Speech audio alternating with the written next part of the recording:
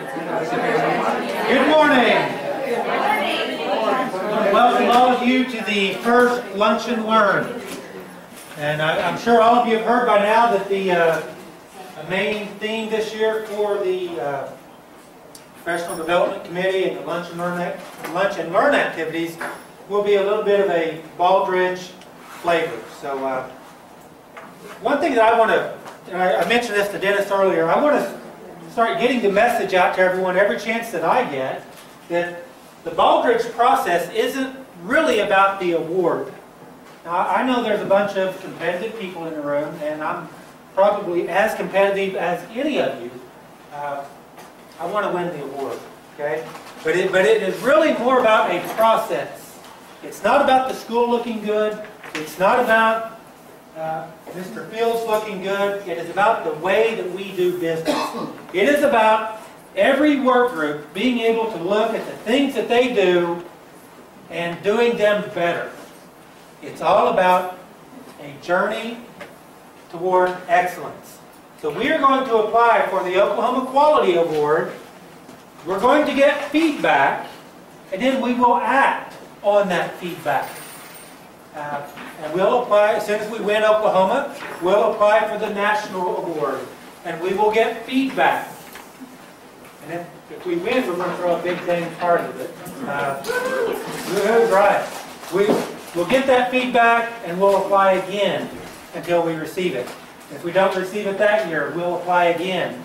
And it will become, come on in, it'll end up being just a part of the culture at Tri-County Tech that we will continually apply for the award until we receive it. And then there's a 5-year window that you can't apply. But we will continue to cycle and apply for that award every time that we can. So it's not, this is not the flavor of the month. You know, I've been here, I think, about 14 years, and I've heard many times, you know, this is just something new, just keep your head down, stay out of the way, and something else will come along. This isn't going away. Whether you're aware of it or not, we've already been doing this for several years, and we'll highlight some of those things. And you may not have recognized it as a commitment to excellence and a journey, but once you see the results that we've already been receiving, you'll say, okay, we are doing that. We are doing those things. One more thing I want to talk to you guys. At the superintendent's forum, I mentioned that those examiners will be out there talking to you guys and asking you stuff. You guys really don't have to know the Baldrige language. You don't have to know the details or anything like that. But when they ask you a question, you just need to be able to tell them our story. Tell them your story. Tell them what you're doing and what we're doing and how it is a commitment to getting better. That's really all you have to do. So don't panic about it. We're educating you, reminding you about the things that we do, how it applies, so that when they do ask you a question, it'll strike that light bulb and you can just tell your story, what you do, what we do, and should contribute to our success. So that's really, why we're doing the Baldrige initiative. Just a few statistics. And how many of you read Friday announcements this morning? Everyone throw your hand up, even if you didn't know. That's what I do. Throw your hand up. When you read Friday announcements right now, there's some information in there about results. It's what companies have done to get better, and it shows their results. Read those. Other companies that use the Baldrige criteria instead of other performance excellence strategies in their benefits to cost ratio triples. Consumer satisfaction from using the Baldrige criteria went from 46.1 to 107.1. So when you use the criteria, it will make you get better. This time I want to show you guys about a 12 or 13 minute video. Hopefully everything will work. It will work. Can you be confident here?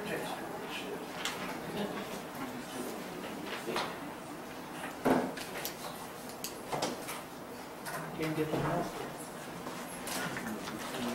There you go.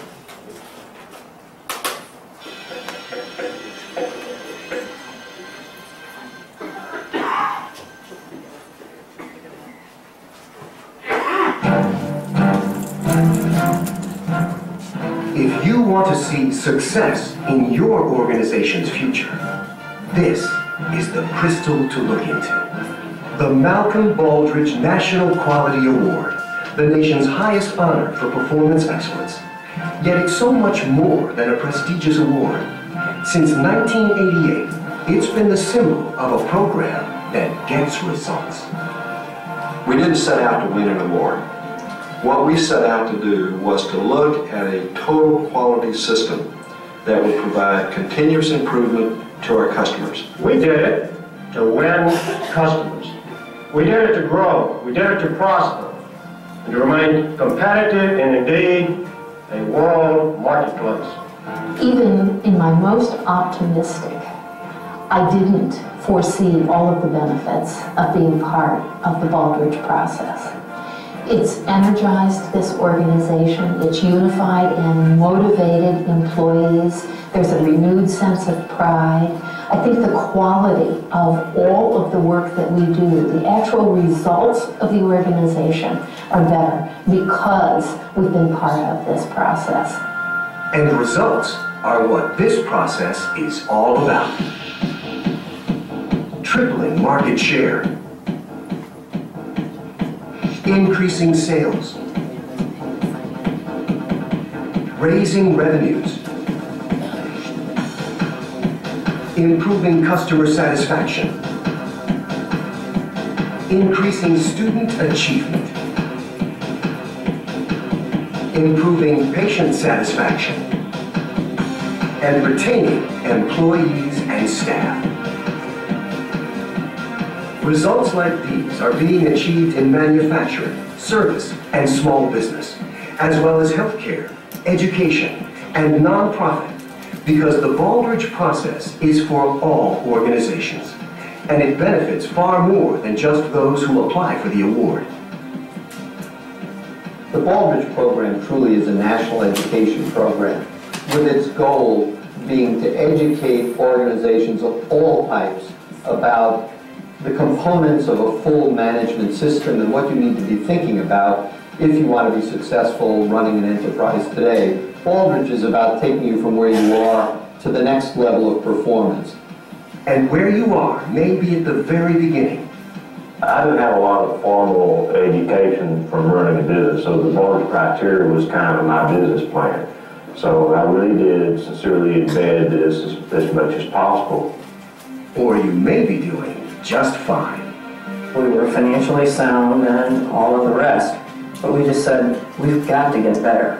So we've applied to Baldrige, and what we said to people is, this is the best way to get better faster. We are a very different organization today than we were just 4 years ago when we first began this process. Baldrige has been the key to a level of success that I believe we imagined and hoped for, but never really knew until we became involved with it. You have to work both hard and intelligently if you're going to be consistently successful. You have to be pretty persistent and determined and focused on how you go about doing your business. And so we decided to adopt the Baldrige process to do that as a roadmap. If we're going from here to New York, there are many ways to get there. We decided to take the interstate. For 7 years in a row, we improved customer satisfaction, we improved occupancies, we improved employee satisfaction, we lowered turnover, and we improved annually our profit, and we lowered the hours worked annually. This is only possible because we followed the Baldrige criteria. The Baldrige process is about getting better. The Baldrige process is about seeking performance excellence, and the Baldrige criteria and framework provide them a framework for looking at everything that's important, getting better. What I like so much about the criteria for performance excellence is it's a systematic approach across the whole organization that helps you get results in every area, better results in every area. While other approaches focus on a single aspect, such as leadership or process management, the Baldrige criteria provide an integrated management framework that addresses all the factors that define an organization's operations and results. And the process is compatible with Lean and Six Sigma strategies, as well as ISO 9000. Anything that's wrong is costing you money. If you get the process exactly right, it's going to be cheaper and it's going to be better. The criteria are also adaptable, designed for self-assessment. They ask questions that you can answer in a way that deals with your business, your challenges, and your operating environment. That's why so many different kinds of organizations, small and large, are using the criteria so successfully. For example, a school district in Illinois that serves over 12,000 students from kindergarten through 8th grade, and another school district in South Central Alaska that provides preschool to post-secondary education for 214 students and 3 schools spread out over 22,000 square miles. And the Baldrige process can be found in institutions of higher learning as well. We have demonstrated that this is a good way to go for public higher education, private higher education, to measure quality and to be accountable to the taxpayers and to our stakeholders. And then there's PAL's Sudden Service. We're a small hot dog and hamburger operation in the hills of Tennessee, but we can effectively apply the criteria and have tremendous results. You've got to be good in the mall, and you've got to be trying to improve and comparing yourself to the rest of the world. Otherwise, you won't be world class, and even if you are one day, you won't stay there because the world will move by you, or you'll take your eye off the ball somewhere and something will go in the wrong direction. Really, to break the Baldrige criteria down, all it is how to run a quality organization and get great results. And isn't that what companies are in business for? The Baldrige criteria are regularly evaluated and improved so they consistently represent the leading edge of validated management practice. That's just one of the reasons the process can also help organizations sustain success and grow, like this 2-time Baldrige recipient. The first time Sunny Fresh Foods received the Malcolm Baldrige National Quality Award, it was in the small business category. The second time, it was in the manufacturing category, having nearly doubled in size and increased revenues by 93%. We realized that quality is a journey. That when we received the first Baldrige, that wasn't a destination, that was a milestone. It really does show that through the Baldrige process and application of the criteria, you can have a business model that is truly sustainable. That through growth, through change, you can continue to keep the focus in the business on the customer and on our stakeholders. Baldrige means continuous improvement. We're not there yet, we're continuously improving, and it's something that is so deep in our organization that the concepts and principles of Baldrige will be applied forever here. We've gotten so many wonderful things out of this process that, you know, we don't want to lose the momentum, and we don't want to lose the properties and things that we've gotten. So we will be continuing on. Baldrige isn't something extra. It's part of what we do. We do Baldrige every day. If you want to improve the performance of your organization, it's an excellent framework and an excellent set of tools to use to help drive continuous improvement. What all these organizations and hundreds more have in common is that they took the first step. When you're first getting started, there are all sorts of tools that we provide for you to do self-assessment, to do rapid employee survey-based self-assessment, and the results you get from that will jumpstart your initiative toward improving. But at some point you have to decide, I want to get some external validation. I want to find out how well I'm doing in comparison to other organizations. One of the best ways to do that is to apply to state and local programs that use Baldrige-based criteria. And it's a great place to get started with networking, with a simplified application process, and get that valuable feedback that will accelerate your improvement. The feedback report consists of strengths and opportunities for improvement. And for those organizations that are new to the process, this gives them that line in the sand on areas where they can focus some of their resources to make themselves better. And then eventually, hopefully, you will see the great benefit it's providing, and then you'll submit a Baldrige application and get the feedback that you enjoy from the Baldrige process. The true benefit of being involved with the Florida Sterling Council and the Baldrige award process.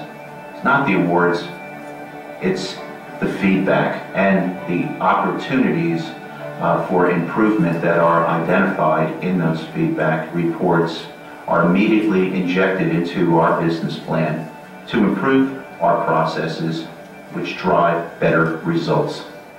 We've been told many times that the feedback report is invaluable.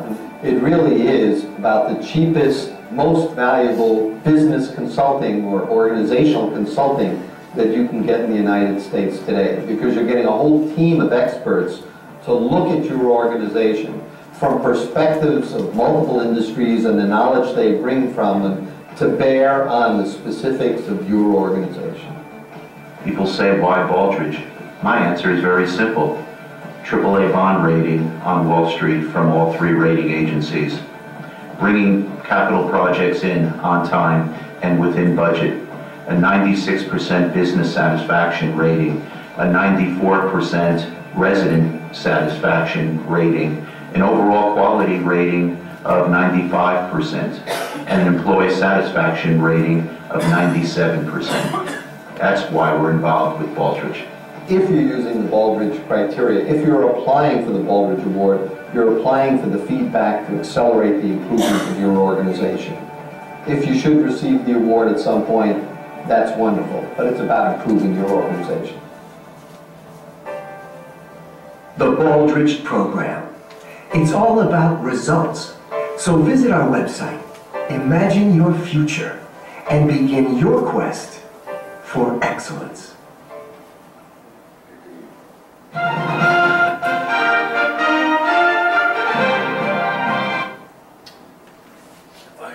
The rest of it's credits and some information along those lines. As we go about all this business, we always need to remember, if you're not helping students, help someone who is, right?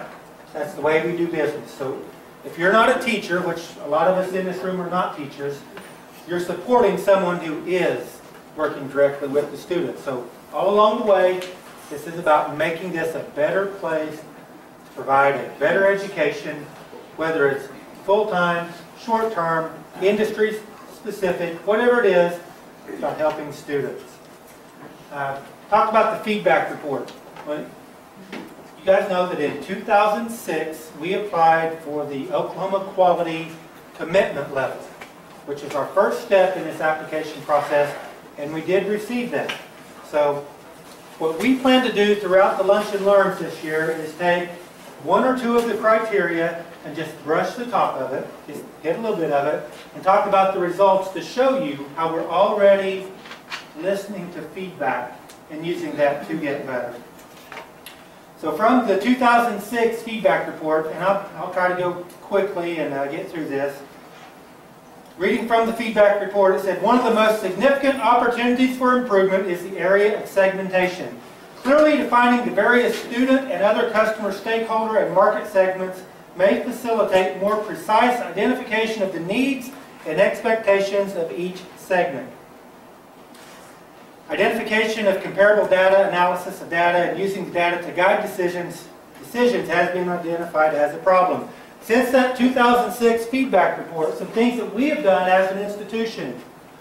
Full-time programs and short-term programs have been brought under the supervision of the Assistant Superintendent for Instruction. If you guys remember back a few years ago, short-term training was under the direction of the Assistant Superintendent for Business Development. It used to come from across the pond. So now everything short-term and full-time is over here on the education side. The Strategy Center developed to serve the unique needs of business and industry. So the Strategy Center has really sort of separated itself from Tri-County. It's a branch of Tri-County, but they're on that side taking care of business and industry first, and those of us over here are taking care of individual students needing specific training. We separated our key performance measures. We used to measure average wage for everybody. Well, we know we sort of have high school students that we want to all go on to college, and then we have our adult students who we want to all graduate and make a sustainable wage so that they can support a family, or at least make a living. So we have separated that out. So we're listening to the data, or the report, we are segmenting, separating things out so that we can do a better job of serving specific populations. In response to us looking at data and having trouble finding data, the Tech Centers at Work initiative, all the faculty will be familiar with that. We listen to that data, and then we do goals based on what the reports are. We get the report, and then a year later, we do things with the faculty to address those needs. The best places to work. We were 9th. We got a feedback report. We addressed it. We came back 9th again. We looked at that feedback report. We addressed those issues. We came back 5th. Well, I can guarantee you, they're looking at the data again, and we will continue to address things where we can improve things. When we get these feedback reports, no way can we can't fix everything. We look at the reports and say, okay, we can do that, and that, and that. That's all we can do. The rest of it just has to go until we can do something different. So you look at it, you make efforts to improve where you can, and then you move on. Category 1 is leadership opportunities, and we have leadership. We have opportunities for improvement in leadership. Senior leaders recognize the need to guide and sustain the organization and stated that a succession plan is in place. However, this time leadership succession planning is not deployed throughout the entire organization. A systematic process to address leadership succession may help the applicant increase the available pool. Some things that, I'll stop reading so much, but I'll get to the things that we have done.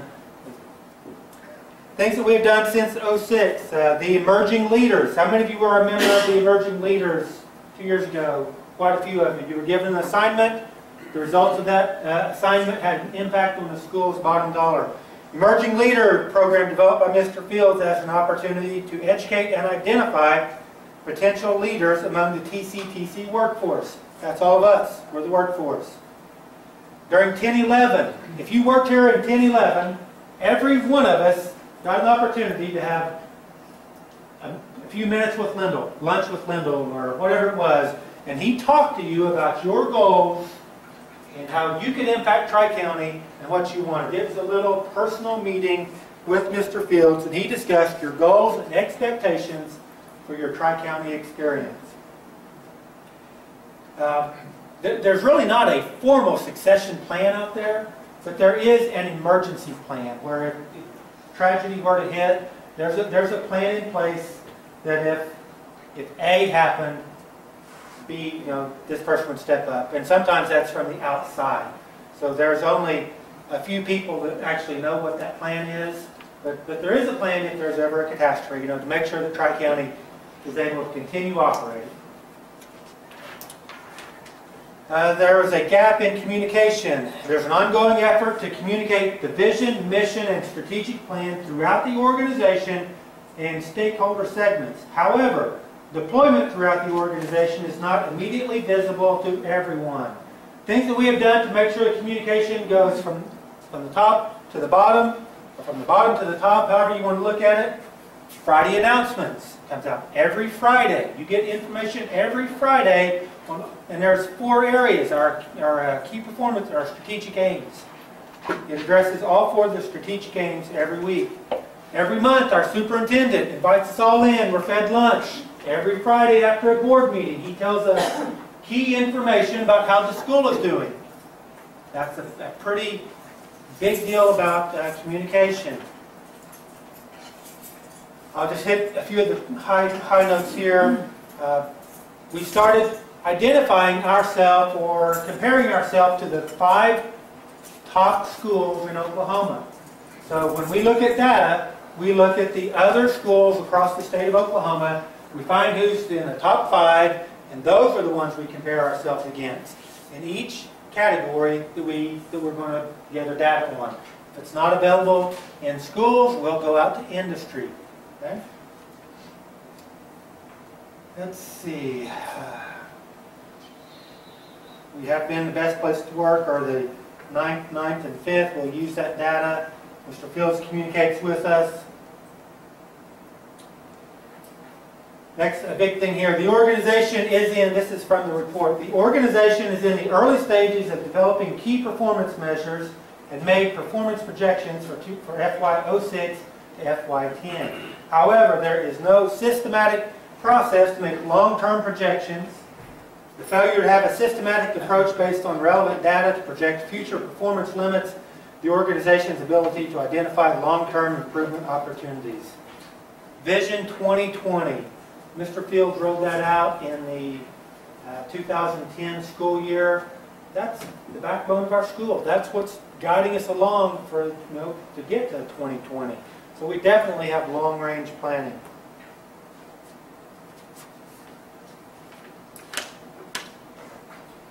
One of the things that the report says is that we don't do a great job, or we didn't do a great job of communicating with all of you what our challenges are, or what they were. I think the superintendent's forum is where we get that information. You guys remember back about 4 years ago, those of you who were here, we were in a financial crisis, weren't we? There was a question about whether or not we would have money for our bonuses. They started talking to us in October, September and October, about watching how you spend your money. Every month we started getting that report. And then some things legislative changed. And when the legislature is projecting shortfalls, we're told about it. You guys know it's not an emergency. Remember, we're planning for the future. That's what it's all about. Communicating, talking about problems, making sure that all of you know. Transparency is a big deal. If you have a question, ask. Ask your director. Ask someone in leadership. And if they don't know, they'll try to find an answer for you. So that's sort of the theme with the Lunch and Learns. We'll address a couple of the criteria, and then hopefully we will give you examples of what we're already doing, so that when you are asked, you'll get that. Hope that little light bulb will go off, and you say, well, this is what we do in that event. So, Dennis, you ready? Okay. Everybody sign up. Get on the sign-up sheets. Okay. On your tables, you've got a piece of paper laying face down. If you would assign a scribe for your table and turn that piece of paper over. Listen up. This is going to be a group exercise for each table. We're going to use this information that comes back from this self-assessment. There are two types of self-assessment in the criteria. One of them is for leadership, and we already have that. But what we want to know is what you guys think about some of these criteria and how we as an organization are addressing those. So if you'll take about 5 minutes, talk among yourselves, try to fill this self-assessment out, and then we'll go on.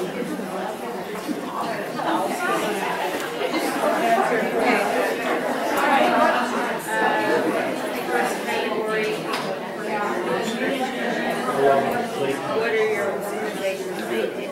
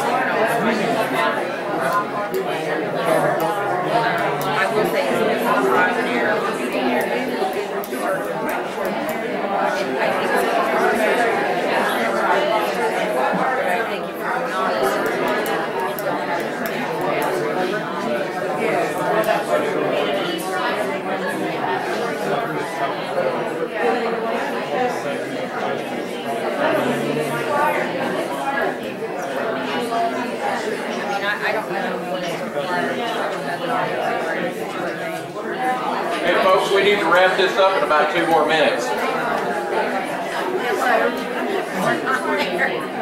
what do we think about that? Good answer? What is organizational structure and governance system?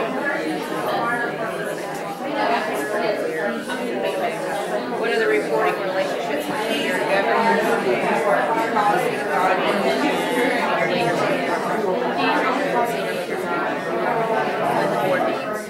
What are your key student segments, stakeholder groups, and market segments? What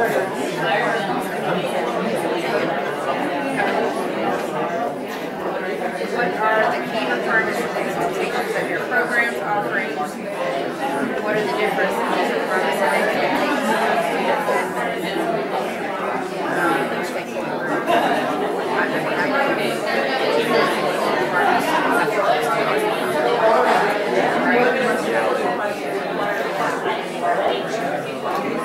What are your most important types of suppliers, partners, and collaborators? Suppliers, partners, and collaborators play an important role in the delivery of your education programs. Okay, so I'm assuming that's like advisory board.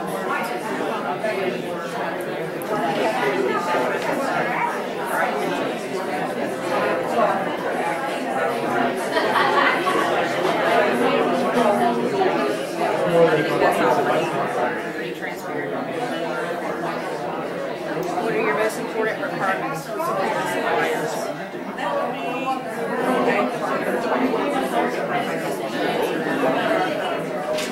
What are your key partnering relationships with your education and business suppliers?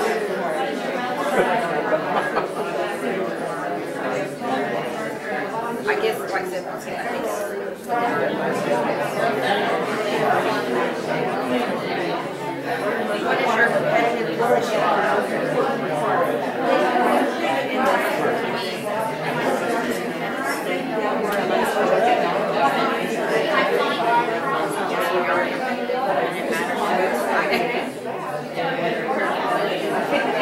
Your relative size and growth in your education sector.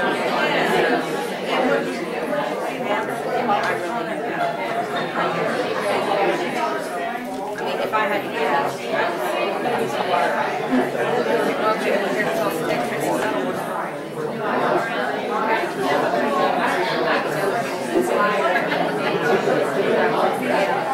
what are the numbers and types of competitors for your organization? 29,600, right? I don't know exactly how many. I can get it 5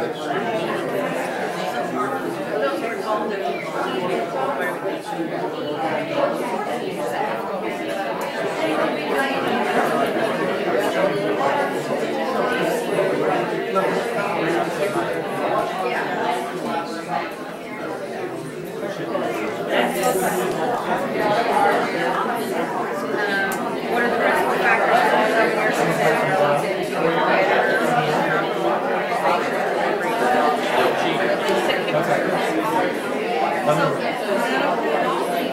Do we know what the principal factors are that determine our success when we're compared against?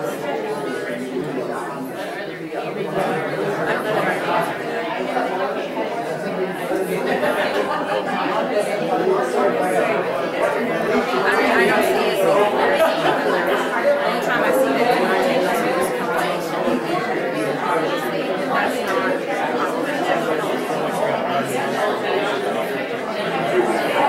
Yeah, so I don't know. Not only that,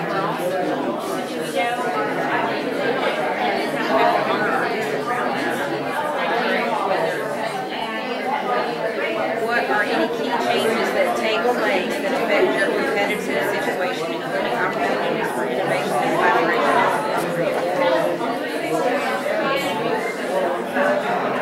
There are key changes taking place that affect your competitive situation.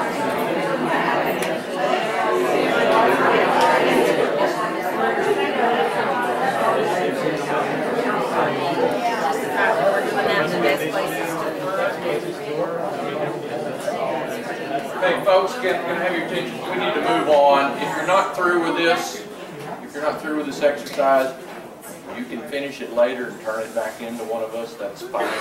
If you are done with it, just leave it on your table, and that'll be fine too. As Brent spoke earlier about, he talked a little bit about the criteria, and when he was going through the feedback report, he was mentioning some things about the criteria, but I wanted to get us all on the same page about what we're talking about when we talk about the Baldrige criteria. There are manuals out for different types of industries. We will be using the 2012 Baldrige criteria for education. That'll be what we'll be doing writing our application from this year. And that criteria is basically set up in this framework. Today we're going to talk about the organizational profile. That's the part where we get to tell our story. And then the 7 categories are below that. Leadership will be the next lunch and learn and so on. So we'll try to cover each one of those categories in some depth so that you'll have an understanding of what that category is asking for us. Basically, when we write an application, we tell a story, we go through those categories and list the things and show the things that give documentation for what we said we're doing.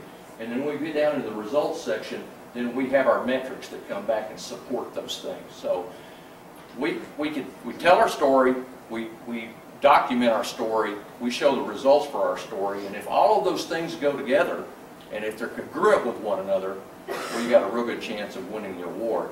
If they don't, the examiners will pick us apart. So it's not that we have to be everything. We don't have to answer all the questions in the individual categories. We don't have to be doing everything. We just have to say what we're going to do, show that we're doing what we said we were doing, and then back it up with metrics. So that's how this process works. And it's some of these are interrelated, and you can kind of tell that from the chart, how that works. They kind of work off of each other. But there will be results in category 7 for each one of the 6 other categories. And that's where our school KPM metrics end up showing up, the things that we track on retention and completion and all that kind of stuff. Those things will show up in category 7. Okay? Any questions about that? I have copies of this up on the front table if any of you want it. Just for your own reference, you can pick one of those up after we're done.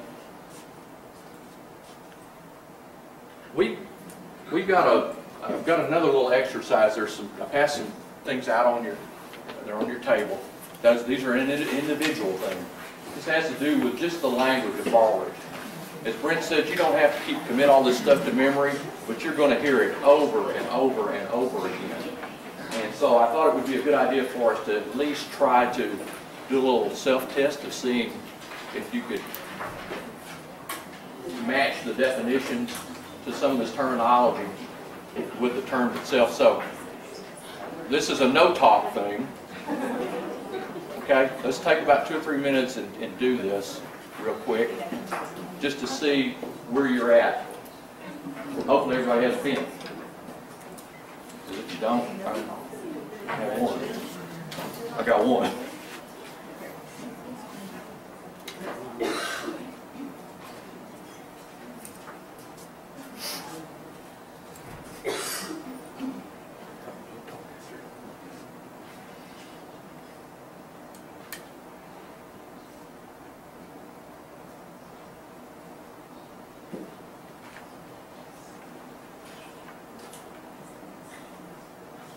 Don't agonize over these things.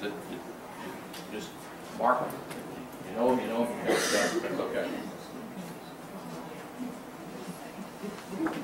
What? Yeah, because I have the key.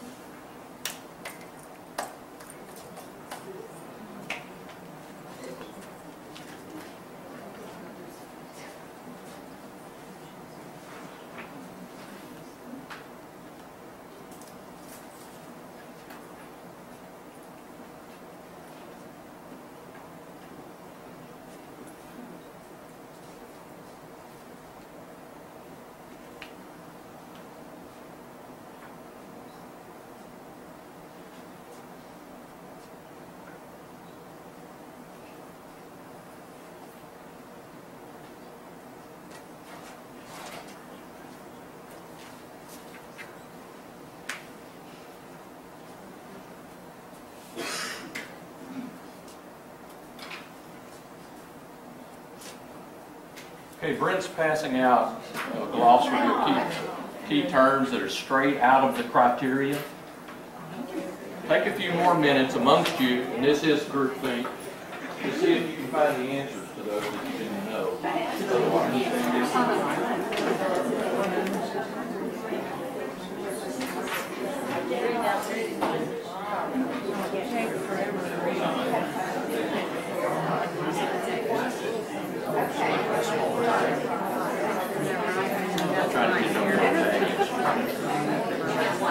After I got that condensed, this may be visually challenging.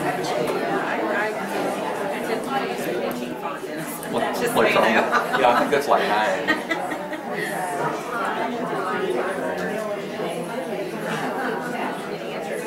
Got a few left over?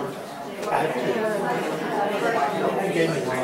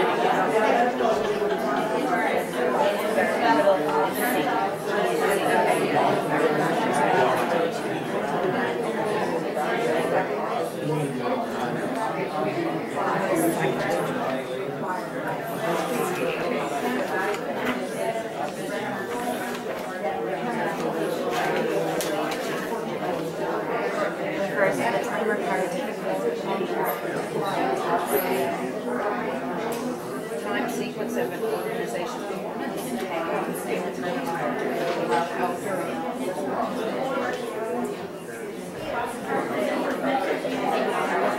We're getting there. Deployment refers to the extent to which an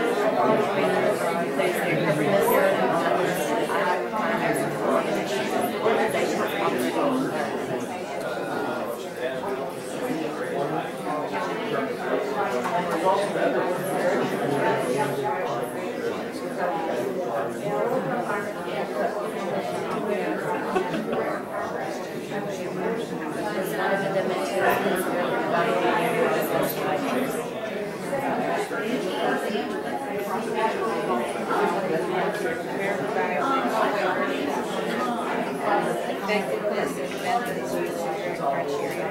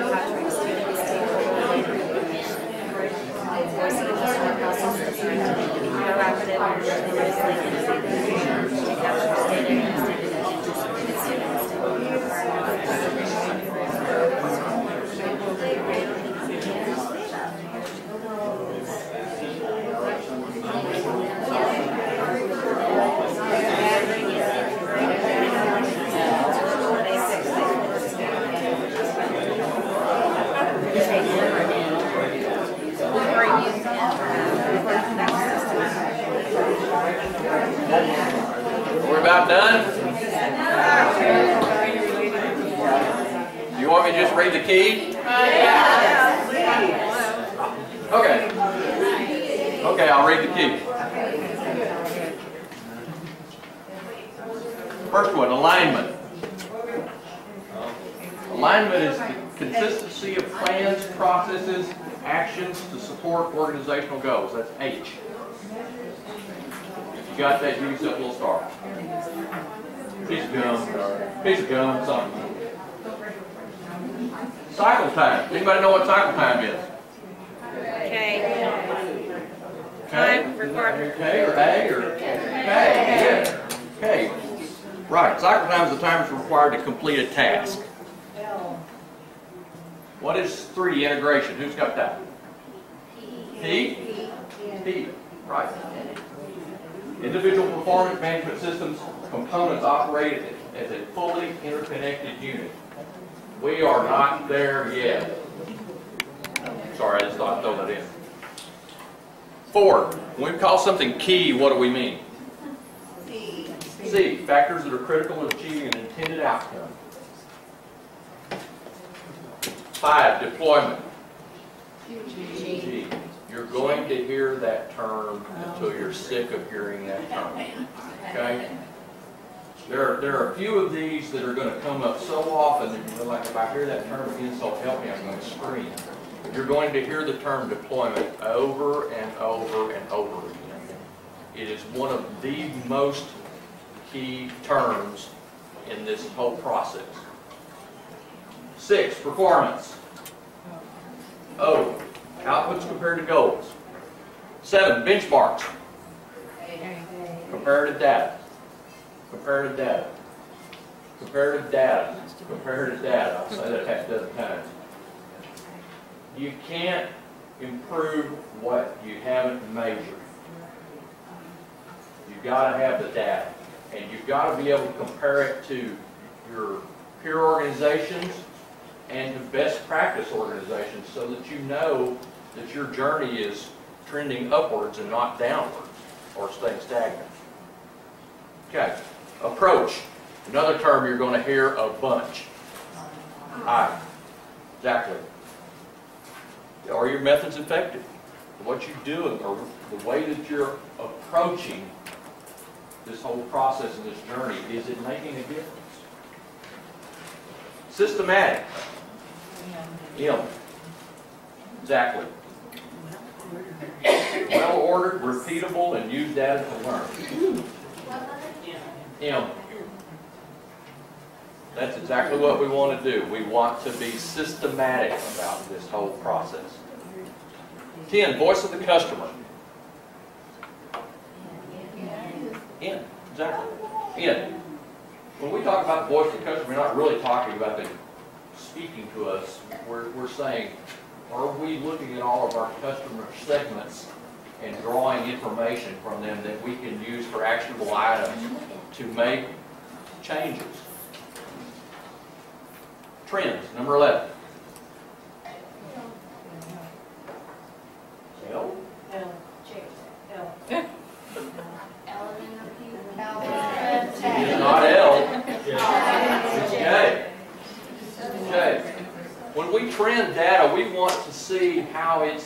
how we are progressing in that particular measurement over a period of time. Generally, a trend is considered to be a viable trend at minimum 3 years. So you want to have a minimum of 3 years of data, or 3 measuring periods. It doesn't have to be years, it could be quarters, or it could be semi-annual. But you've got to have enough of it so that it's showing some movement one way or another. It's either going up, down, or staying the same. Brent talked about this segments. What do we got on segments? E, that's correct. We're looking at how common groups of data can be set aside. Are we looking at gender? Are we looking at age? Are we looking at geographic location? You know, where did our students come from? Did they all come from NOAA? Did they all come from Copan? Those kind of things can be important to us as an organization to focus our marketing efforts, to focus our recruiting efforts. So we want to look at segments. Indicators. L. L is right. Somebody tell me the difference between a measure and an indicator. What's the difference between a measure and an indicator? A measure is a numerical value that tells us something that actually took place. We had 82% completion. An indicator is looking at a standard or a regulation, and we use those to try to project towards something. So that's kind of the difference between these two. We may set a goal that says we want to meet a certain standard next fiscal year. So we're not measuring something. We're kind of projecting that we're going to meet some kind of a milestone. 14 stakeholder. F. All groups. You might put a line under that, all groups. We have a tendency in our jobs to think that whatever it is that we do, that day school students are our stakeholders, or that short-term students are our stakeholders, or that business are our stakeholders. They're all our stakeholders. Our suppliers are our stakeholders. Our partner schools are our stakeholders. So stakeholder means everybody that is affected by what we do. And last, core competencies. D. Those things that we're really good at.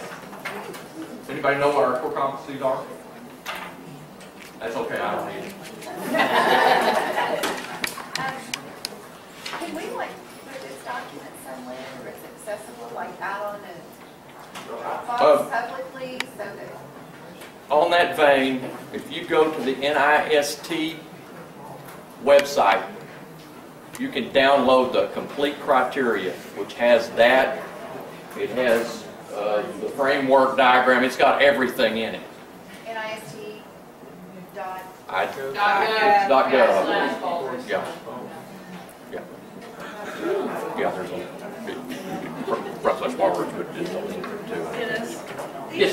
Answering these questions would be specific to our organization. Where can we find the answers to these? To those? Yes. There are no answers. There's not a key to that because it is an assessment. If someone That is asks your these opinion. questions, well, I would like to have the correct answers so I can learn, or so I can give an accurate opinion. I can learn all this information so that if an assessor asks me this, I can easily answer it. But I don't have all Some of this the questions was, information. what does it mean by supply? Some of the terminology. Would someone like to provide this information to the employees so that we can answer? We can do that, couldn't we?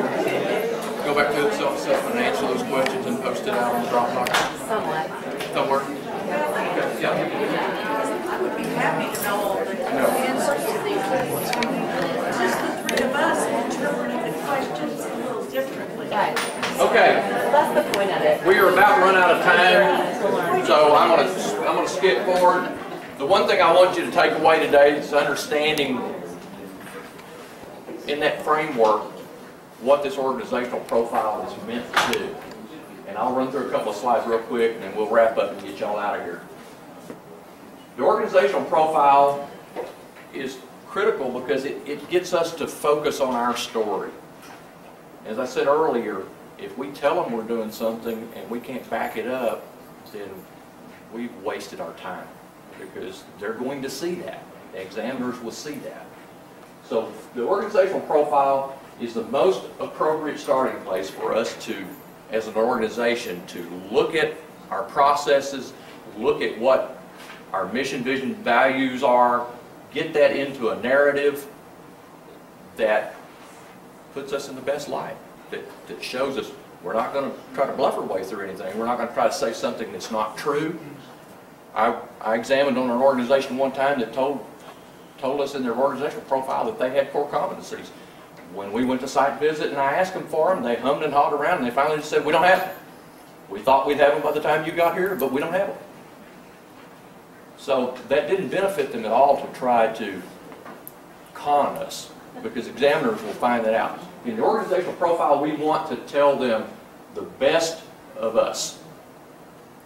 No more, no less. So it's a great starting point for that. It does help us to identify some potential gaps in key information and those results.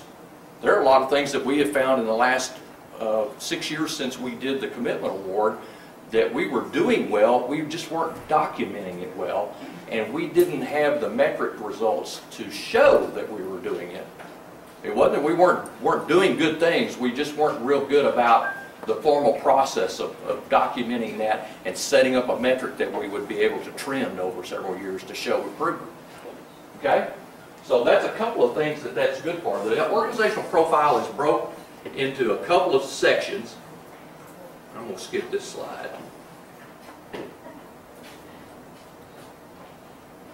The first section asks the question, what are your key organizational characteristics? They just want to know, what are you? What are you about? And this is where we put in the things like, what we do, what our core competencies are, what our key stakeholders are, our mission, vision, value, all that stuff goes into this section of this narrative. And then the second section talks about what our strategic situation is. And they're going to want to know, how do we do strategic planning? How do we do long-range forecasting? How are we positioned in our marketplace against our competitors? Those are the kind of things that they want to know in this particular session.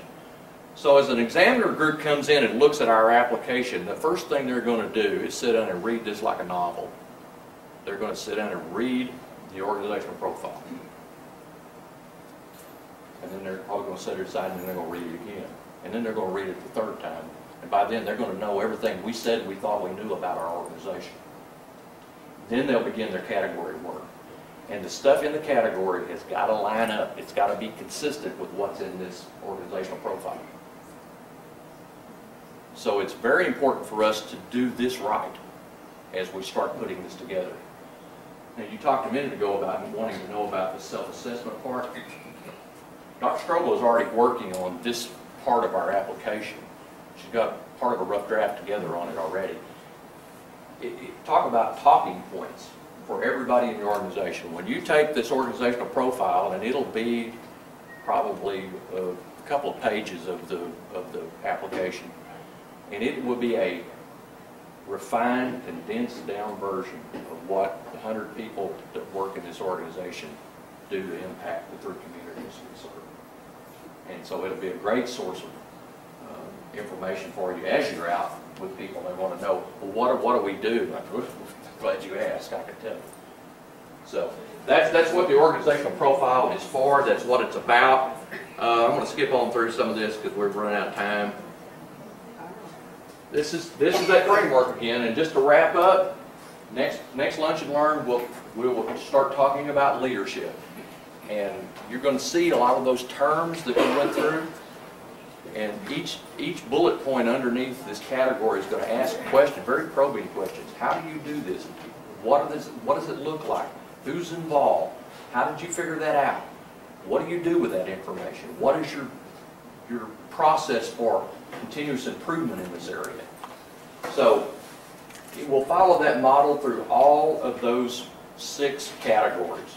And each Lunch and Learn, we'll take one of those categories and try to go through that, get you familiar and comfortable with what that category is asking for and how it impacts you in your daily work. Because each one of you is going to be integral into us making this journey successful for us. It doesn't matter what your job description is. It doesn't matter whether you're a teacher, your support staff, your administrator, whatever. This is not just a thing that leadership is going to accomplish. Leadership has to cast vision. They have to set up mechanisms and processes and those kind of things. But how we as a whole organization approach that, oops, there's that term, approach. I told you you'd hear it a lot. How we approach what we do is going to be key to us being in a place where we can write an application that will end up getting us an award and giving us information to continue on a plan, do, study, act cycle, where we go through looking at this every year, looking at our processes, looking at the way we do business, study that, make changes in it, implement it, measure that, and then come back around again. That's what this is all about. Brent, you got anything to say? I think that's it. Okay, any questions? I know we threw a lot of information at you today. We will work on getting that self-assessment answered and getting it out someplace for y'all to access. Remember that website. If you want more information, you can certainly go out on the NIST site and get it.